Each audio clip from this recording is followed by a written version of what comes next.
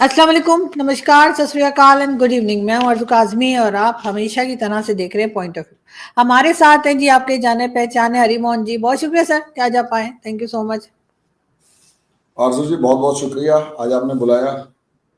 Thank you. Sir आज फिर बहुत शुक्रिया कि आप आए और हमेशा की तरह आज फिर हम आपसे जरा बांग्लादेश का समझने की कोशिश करेंगे कि आपके यहाँ से जो है वो सेक्रेटरी भी गए हैं, डिफेंस सेक्रेटरी हैं या फॉरेन सेक्रेटरी है मेरे ख्याल है, वो गए हैं बांग्लादेश। तो क्या बात हुई, क्या चीज आगे बढ़ी है? और लग तो ये रहा है कि दोनों कंट्रीज में टेंशन बढ़ती चली जा रही है। एक चीज और मैं आपसे समझना चाहूंगी ये भी कि अचानक से ऐसा क्या हुआ कि जो शेख हसीना थी उनकी गवर्नमेंट जब तक रही तब तक भारत और बांग्लादेश के टर्म्स बहुत अच्छे रहे, और रातों रात जो ये एकदम से इनकलाब या कह लीजिए अचानक से जो चेंजेस आई हैं उसका उसका ब्लेम आप सिर्फ और सिर्फ पाकिस्तान को तो नहीं दे सकते कि एकदम से लोग उठे और माइनॉरिटीज पे अटैक कर दिया, एकदम से लोग उठे और भारत के खिलाफ नारे लगने शुरू हो गए। कल परसों भी मैं एक टीवी चैनल पे गई थी, रिपब्लिक पे थी, तो वहां पर भी जो दो लोग थे बांग्लादेश से, एक तो खैर नॉर्मल बात कर रहे थे कि क्या सही है क्या गलत, लेकिन एक बिल्कुल ऐसे थे कि हाँ जी हमारी तो बड़ी यारी है पाकिस्तान से, हमें तो भारत पसंद नहीं है। तो ये ऑल ऑफ अ सडन ये चेंजेस क्यों? ये किसने कह दिया ऑल ऑफ अ सडन है? बस आप लोग देख नहीं पा रहे थे। बस क्या है ना, एक बीमारी थी जो उस टाइम पर भी थी जब पाकिस्तान बना, बंटवारा हुआ। उस टाइम पर भी थी जब 1971 वॉर हुआ। बस फर्क इतना है कि 1971 वॉर में वो बीमारी दब गई थी, बीच में उभरी जब उस बीमारी ने शेख मुजीबुर रहमान को मारा। वो बीमारी फिर दोबारा निकल कर आई जब शेख खालिदा जिया जो है वो पावर में आई। लेकिन जब शेख हसीना आती है तो वो उस बीमारी का ट्रीटमेंट करने की कोशिश करती है, लेकिन वो उस बीमारी का ट्रीटमेंट कर नहीं पाती।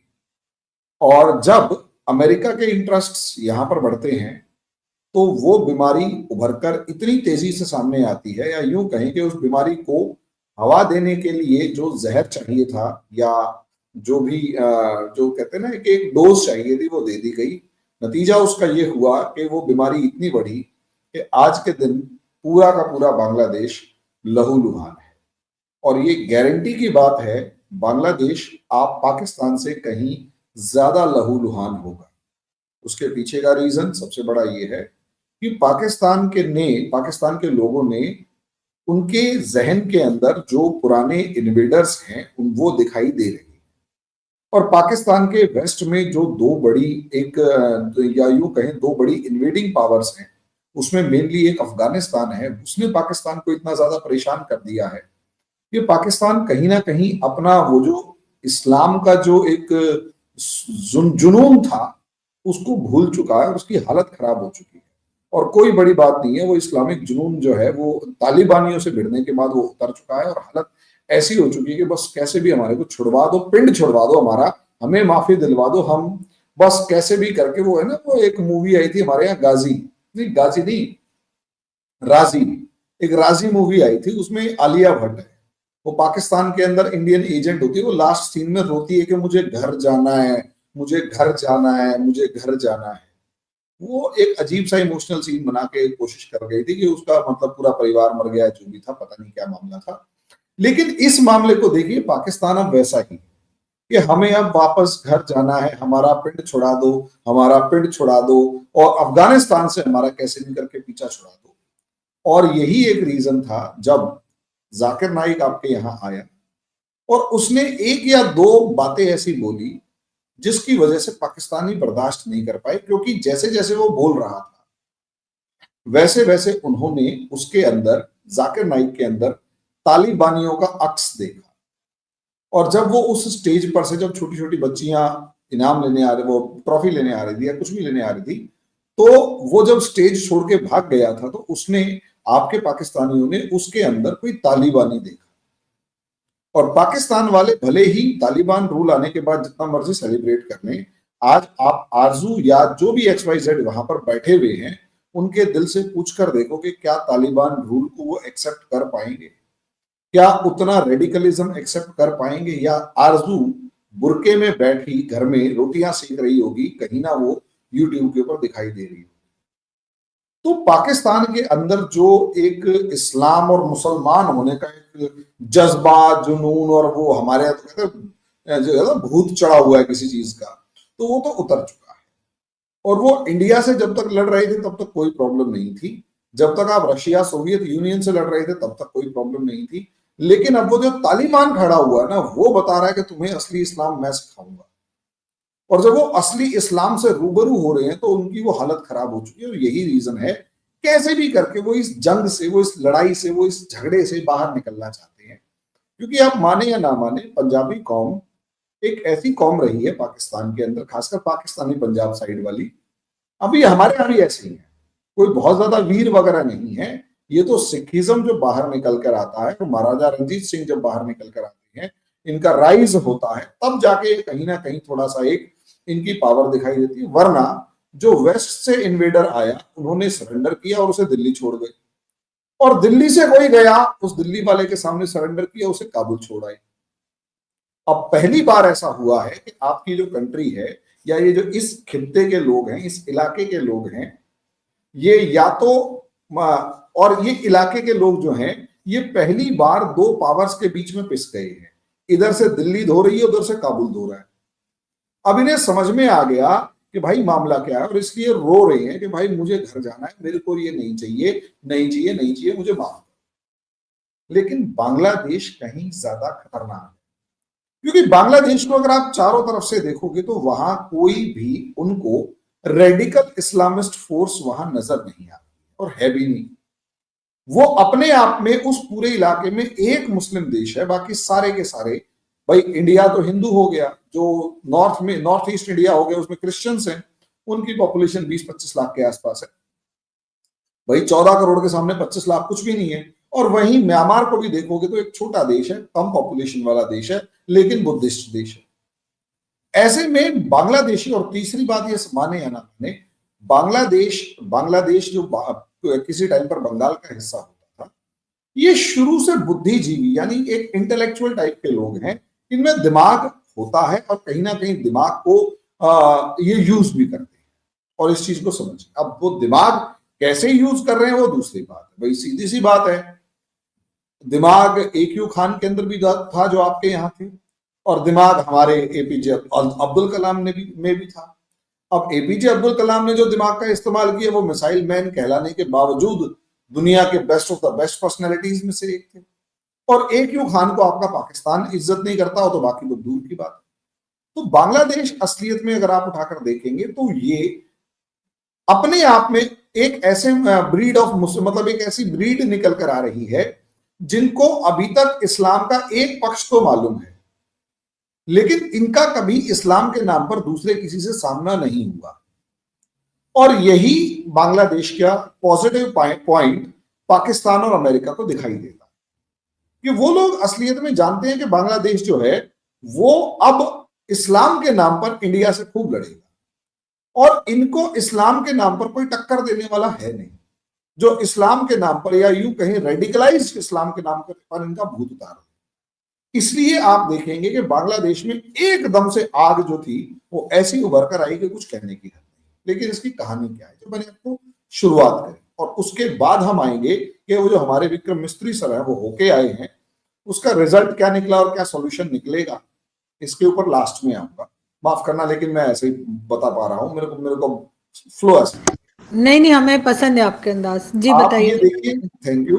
आप ये देखिए असलियत में मामला है क्या, इसे आप इस तरीके से समझिए कि बांग्लादेश के अंदर असलियत में जो इस्लाम आया वो इस्लाम सूफीज्म की वजह से तो भले ही आया, लेकिन असलियत में तलवार के जोर पर ज्यादा आया।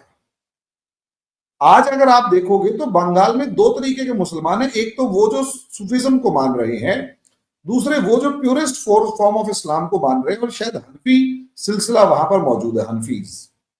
और यही रीजन है जाकिर नाइक के फॉलोवर्स आपके यहां नहीं है, बांग्लादेश में। इसीलिए जाकिर नाइक जो जब प्रीच कर रहा था तो उसमें भड़क के असलियत में बांग्लादेश में ब्लास्ट हुए थे। पाकिस्तान में जाकिर नाइक के मोटिवेशन से ब्लास्ट नहीं हुए, बांग्लादेश में। अब बांग्लादेश में रेडिकलिज्म शुरू से था, लेकिन बांग्लादेश जब बंगाल का हिस्सा होता था अंग्रेजों के टाइम पर, तब आप देखेंगे कि पहला ऐसा हिंदुस्तान का खित्ता था, आपकी लैंग्वेज में हमारे वो में क्षेत्र था, एरिया था, जहां पर नेशनलिज्म की बात सबसे पहले हुई। अंग्रेजों ने सबसे पहले बंगाल को पे कब्जा किया, बंगाल को लूटा, लेकिन बाद में नेशनलिज्म की बात भी सबसे पहले बंगाल में ही हो रही। हमें इस चीज को समझना होगा।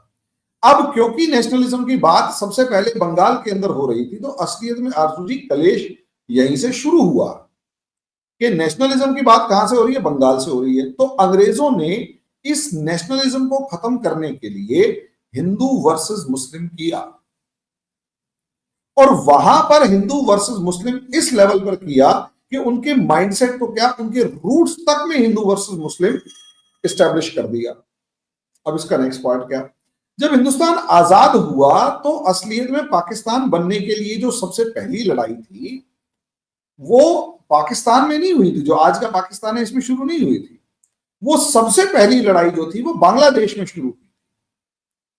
कलकत्ता के अंदर जो डायरेक्ट एक्शन डे मनाया गया था 16 अगस्त 1946 को, तो वो अपने आप में बहुत ब्रूटल था। और उसकी आग जब नोआखली में पहुंचती है तो नोआखली के अंदर जितने भी हिंदू थे उन सबको मार के भगा दिया जाता है, और एक भी हिंदू वहां नहीं बचता है। और यहां तक कि नोआखली का तो मामला यह था कि गांधी जी जब वहां जाते हैं तो गांधी जी जब रास्ते पे जा रहे थे तो सड़क पे कीचड़, गोबर, लैट्रिन वगैरह डालना तो एक आम बात थी। जब गांधी फिर भी नहीं रुके और उसमें भी पैर रखते रखते आगे चले गए कि भाई मुझे शांति का दान दो, शांति का पाठ पढ़ाना है, तो उन्होंने रास्ते में कांच बिछा दिए, यहां तक कि पुल तक तोड़ दिया। सोचिए नफरत का लेवल क्या। लेकिन प्रॉब्लम तब आई जब पाकिस्तानियों ने उनकी नफरत को, मतलब एक मुसलमान की हिंदू से जो नफरत थी वो नफरत को नहीं समझा, और आप लोगों ने उन्हें बंगाली होने के नाम पे पीटा। आपकी आर्मी ने बंगाली होने के नाम पे उनको पीटा ना कि तुम बंगाली हो। तो कहीं ना कहीं असलियत में वो लड़ाई इस्लाम वर्सेस हिंदू की जगह बंगाली वर्सेस पंजाबी हो गई। अब वो लड़ाई हो गई, वो लड़ ली, उन्होंने अपने आप को अलग कर दिया। पाकिस्तान आज तक नहीं समझा वो अलग क्यों हुआ। आप असलियत में दो लिंग्विस्टिक वॉर थी जो यूक्रेन के अंदर लड़ी गई, वही वॉर यहां पर। बस फर्क है भाई, यूक्रेन के अंदर भी तो यही हुआ था ना। यूक्रेनियन लोग कहते हैं कि जी हम रशियन को लैंग्वेज नहीं मानते, जो रशियन है वो भाग जाओ यहां से, वो यूक्रेनियन सीखो। तो यूक्रेनियन लोग कहते हैं भाई साहब हम रशियन बोलेंगे ही नहीं, हम यूक्रेनियन बोलेंगे नहीं, हम तो रशियन है और रशिया के साथ। बस हो गया काम। लेकिन सर बात सिर्फ लैंग्वेज तक नहीं थी। हमने जहाँ तक सुना है, जो हमारे सीनियर्स बताते हैं, वो कहते हैं कि हम बहुत ज्यादा इंसल्ट भी किया करते थे बांग्लादेश के लोगों की। ठीक है, आरजू उन्हें जी, भूखा बंगाली और पता नहीं क्या क्या लैंग्वेज नाम उनके रखे थे। लैंग्वेज और इन लैंग्वेज की वजह से ही तो इंसल्ट हो रहा था। उनके कल्चर, उनके जो एथनिसिटी थी उसी के नाम पे तो इंसल्ट हो रहा था। रूट कॉज तो वो लैंग्वेज और कल्चर ही था। ठीक है, अब हुआ क्या भाई, ये सारे काम हो गए, सब चीजें, तूफान मच गया, सब चीजें मारधाड़ मच गई, बंगाल अलग हो गया। अब भाई बंगाली अलग हो गए, बंगाली आइडेंटिटी अलग है, बंगाली तो बंगाली से लड़ेगा नहीं।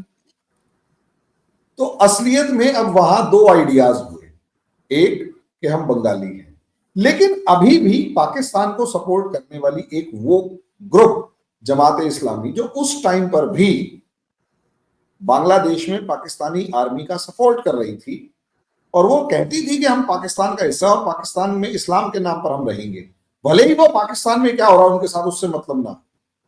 वो पाकिस्तान के जाने के बाद वहां रह गई, भले ही पाकिस्तान से डायरेक्ट कांटेक्ट बांग्लादेश का नहीं था, लेकिन उनके साथ एक कोऑर्डिनेशन था, उनके साथ एक बातचीत थी, एक जिसे कनेक्शन बना रहा।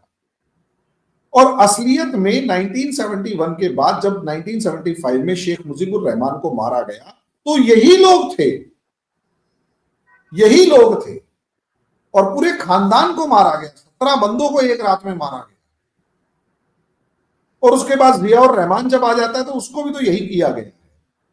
यानी दो पॉलिटिकल पावर्स निकल कर आई, एक बांग्लादेश नेशनलिस्ट पार्टी और एक आवामी लीग बांग्लादेश। ये दोनों की दोनों जो है ये असलियत में पॉलिटिकल पार्टीज बनकर तो उभरी, लेकिन बांग्लादेश नेशनलिस्ट पार्टी वो थी जो किसी टाइम के पाकिस्तान के सपोर्टर्स की पार्टी थी।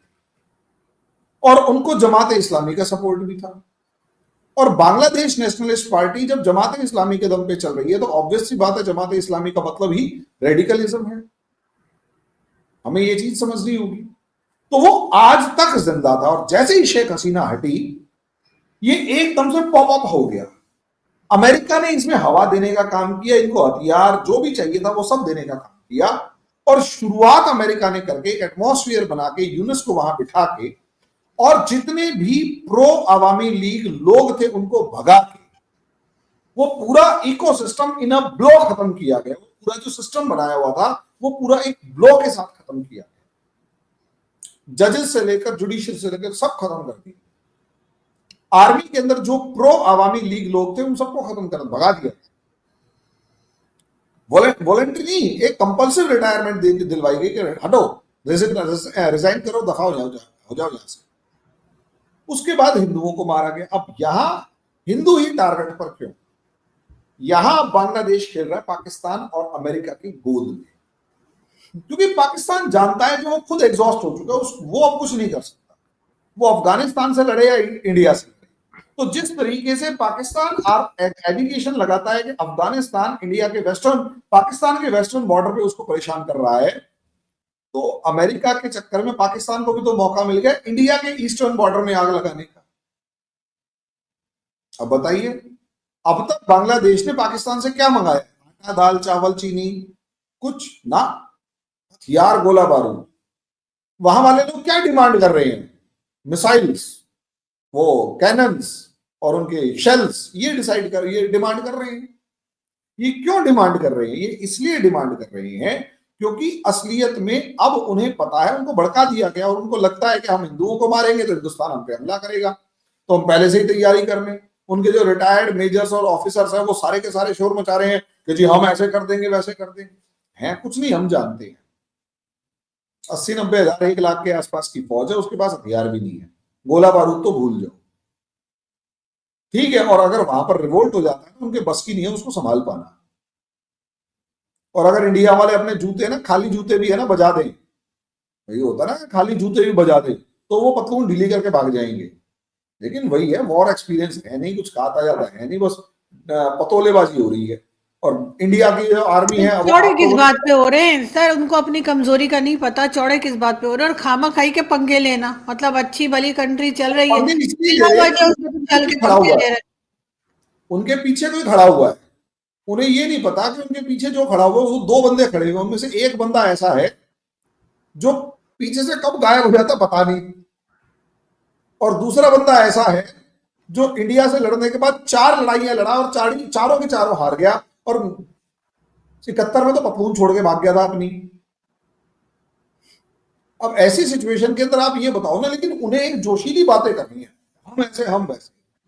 ये पक्का आपने कभी है ना वो लड़ाई झगड़ा देखा है कि मतलब एक जो वॉर, मतलब 2 लोगों की फाइट हो रही, पता बड़ा उछल रहा कूद रहा होता है और पता नहीं क्या क्या कर रहा होता है, और दूसरा बड़ा शांत बैठा हुआ होता है, और जब मौका आता है और एक रख के देता है मुक्का, बंदा सामने वाला ढेर जो उछल रहा था, बांग्लादेश हवा में उछल जाएगा। लेकिन प्रॉब्लम क्या है, उसे हवा देने वाला कौन है? और ये लड़ाई ये वाली नहीं जो आप और हम समझ रहे हैं कि हमारी आर्मी जाएगी उनकी आर्मी जाएगी, ना ना ना, ये आर्मी एग्जैक्टली वही वाली होगी, ये लड़ाई वही वाली होगी जो कश्मीर वाली, जो लड़ाई कश्मीर में खत्म की गई वही लड़ाई बांग्लादेश में चालू की गई, और उसका पहला जो सिग्नल है वो 5 अगस्त है।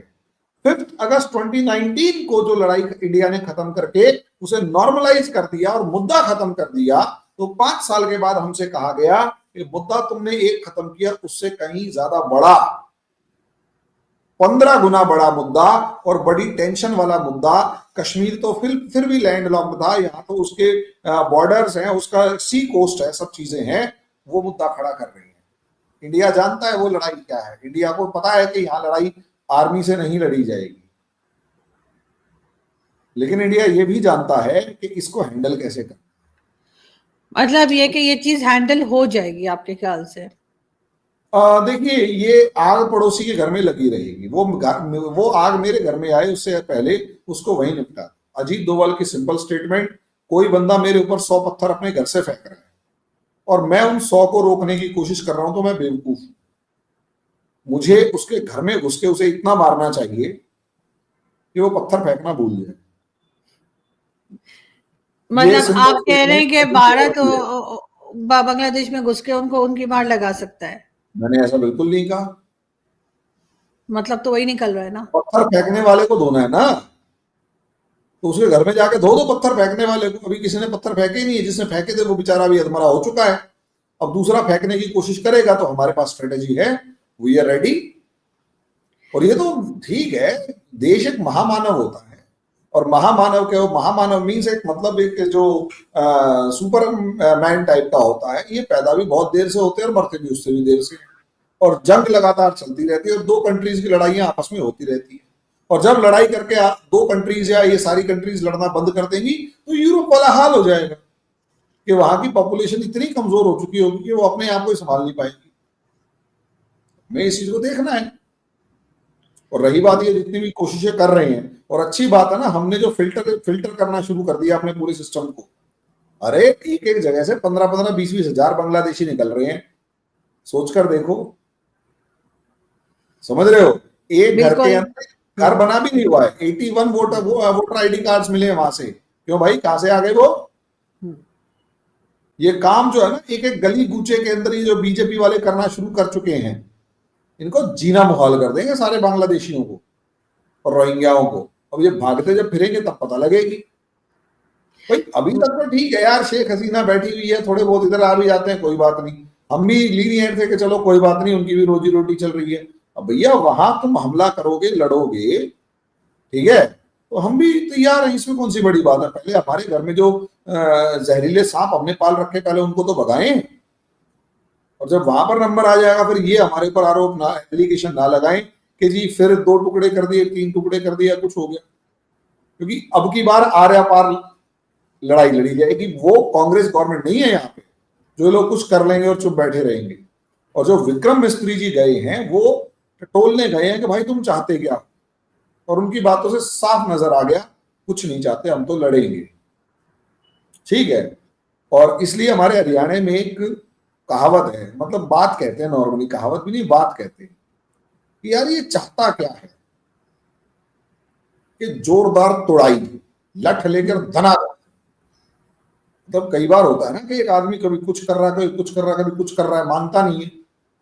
तो एक आदमी पूछ रहा है उससे कि भाई ये चाहता क्या है, के चावा है यो, कि इसकी कड़ है ना कति ठुकाई मांगा है, जम के है ना तोड़ाई मांगा है, कि लट्ठों से ऐसे तोड़ दो कि कई दिन तक ये उठेंगे, और जब उठे तो सामने वाले की ताकत पता।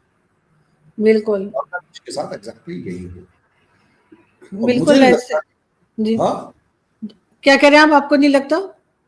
मुझे नहीं लगता कि किसी भी तरीके से उसको हम इंप्रूव कर सकते हैं कुछ भी। और ये मोहम्मद, और या तो ट्रंप आ जाए, हम इंतजार ही पॉसिबली ट्रंप का कर रहे हैं कि वो यार ठीक है, महीने भर की बात और है, 6 जनवरी को वो ले लेगा, उसकी शपथ ले लेगा, उसके बाद 6 जनवरी को जो भी मामला है वो सेटल हो जाएगा, 20 जनवरी को ऑफिस ज्वाइन कर लेगा, तब तक की बात है। तब तक ये जितना तांडव कर रहे हैं, नाच नचैया कर रहे हैं, वो कर लेंगे।